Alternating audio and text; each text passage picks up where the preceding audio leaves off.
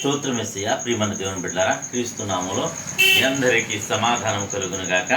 ఆమేన్. ప్రతి దినము దేవుని వాగ్దానం అనే ఆత్మీయ చక్కటి కార్యక్రమంలో మిమ్మల్ని ప్రేమపూర్వకంగా ఆహ్వానిస్తున్నాను. దేవుని బిడ్డలారా, ఎలా ఉన్నారు? బాగున్నారా? ఉదయాన్నే లేచారా? ప్రార్థన చేసుకున్నారా? వాక్యాన్ని కాసేపైనా మీరు చదువుకున్నారా? మరి దేవుని బిడ్డలుగా మరి దేవుడు కోరుకుంటున్నదే మరి దేవునికి దగ్గరగా జీవించాలన్నది కనుక ప్రతి ఒక్కరూను దేవునికి దగ్గరగా జీవించడానికి ప్రయత్నించండి, దేవునితో నడవడానికి ప్రయత్నించేయండి అని తెలియచేస్తూ ప్రతి దినము దేవుని వాగ్దానం అని ఆత్మీయ చక్కటి కార్యక్రమంలో వాగ్దానాన్ని చదువుతున్నాను. యెషయా గ్రంథము 43వ అధ్యాయము 1వ వచనం.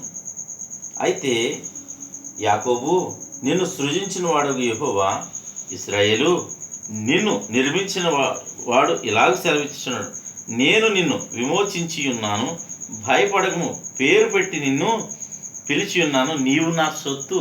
దేవునికి స్తోత్రం. చక్కటి వాగ్దానం ద్వారా దినం ప్రభు మనతో మాట్లాడుతూ మనకి ఇస్తున్న వాగ్దానం బట్టి తెలుసా, నువ్వు భయపడకు. ఈ పరిస్థితి ఏదైనా నువ్వు సరే, నీ స్థితిగతులు ఏమైనా నువ్వు సరే, నువ్వు భయపడకు. ఏమంటాడంటే, నువ్వు భయపడద్దు, పేరు పెట్టి నేను పిలిచి ఉన్నాను, నీవు నా సొత్తు అంటున్నాడు. దేవుని సొత్తుని దేవుడు విడిచిపెడతాడండి?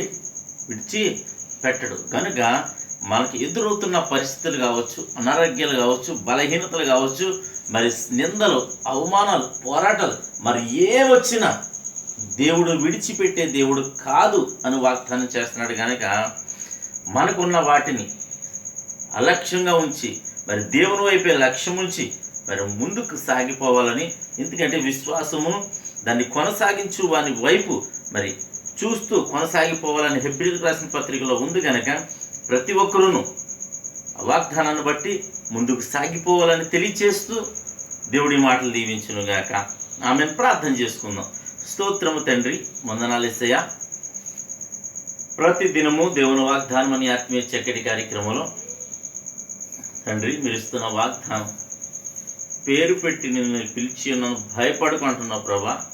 అవును తండ్రి, మాకు ఎదురవుతున్న పరిస్థితులు కావచ్చు, నిందల, అవమానాలు, పోరాటాలు, నాయనా, అనేకమైన స్థితిగతులు, ఏదేమైనా నీ వైపు చూస్తూ కొనసాగే భాగ్యాన్ని దయచేయమని నువ్వు పేరు పెట్టి పిలిచావు కనుక మేము నీ సొత్తు కనుక భయపడక ముందుకు సాగే కృపను మాకు అనుగ్రహించమని ప్రార్థిస్తున్నాను. ఎవరైనా రోగులుంటే ప్రభువా సమయంలో స్వస్థపరచమని ప్రార్థిస్తున్నాను. అలాగే తండ్రి, యవనస్తులకు చక్కటి సంబంధాలు అనుగ్రహించమని ప్రార్థిస్తున్నాను. అలాగే యవనస్తులు ప్రభా చెడు వ్యసనాలుగా అనేక మంది బానిసలు అవుతున్నారు ప్రభు, అందరినీ నన్ను విడిపించమని ప్రార్థిస్తున్నాను. అలాగే తండ్రి, ఇంకా నువ్వు ప్రభా మా గ్రామాన్ని, మా రాష్ట్రం, మా దేశాన్ని కాచి కాపాడమని, రక్షణ భాగ్యాన్ని దయచేయమని ప్రార్థిస్తున్నాను. అలాగే తండ్రి, ఇంకా ప్రార్థనలో ఎవరెవరి అవసరతలు కూరి ఉన్నారు, గర్భఫలం బట్టి గర్భఫలాలు దయచేయమని ప్రార్థిస్తున్నాం ప్రభా. అలాగే తండ్రి, ఇంకా నా తండ్రి, ఉద్యోగాలు లేని వారికి ఉద్యోగాల్లో ఆశీర్వాదం లేని వారికి నేను వారందరినీ ఆశీర్వదించండి. చదువుకున్న వారికి ఉద్యోగాలు దయచేయమని, అలాగే తండ్రి చదువుకునే శక్తిని దయచేయమని, ఫీజులు కట్టే కృపను తల్లిదండ్రులకు దయచేయమని ప్రార్థిస్తున్నాను. అలాగే ప్రభు, ఎక్కడెక్కడైతే సేవ జరుగుతుందో ప్రభా ప్రతి చోట నీ కార్యాలు, నీ అద్భుతాలు జరుగును కాకని ప్రార్థిస్తున్నాను. నీ మహిమ దిగి వచ్చును కాకని ప్రార్థిస్తున్నాను తండ్రి.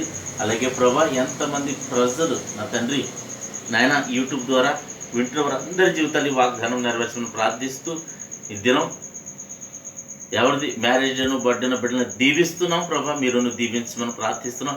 ఈ సంవత్సరం అంతా దయా కిరీటం వారిపై ఉంచమని ప్రార్థిస్తూ అనేకమైన పెళ్లి రోజులు, పుట్టినరోజు జరిపించుకునే కృపను అనుగ్రహించమని ప్రార్థిస్తున్నాం. అలాగే తండ్రి, ఇతరుని బిడ్డలు చేయి ప్రయత్నాలు, రాకపోకలు సమస్తములు మీరే తోడండి, మహిమ పొందమని యేసు నామముని ప్రార్థన అడుగుచున్నాం పరమ తండ్రి. ఆమేన్. నేను నమ్ముతున్నాను ప్రియమైన బిడ్డలారా, ప్రభువు మీతో, నాతో, అందరితో మాట్లాడి ఉన్నాడు, బలపరచడం నమ్ముతున్నాం. మనం దేవుని సొత్తని గుర్తెరిగి మరి దేవుని పనుల్లో మనం ఉన్నాం. అలాగే ప్రభు చిత్తమైతే ఈ వీడియోని లైక్ చేయండి, షేర్ చేయండి, ఛానల్ సబ్స్క్రైబ్ చేసుకోండి. దేవుని కుటుంబాన్ని దీవించును గాక. ఆమేన్.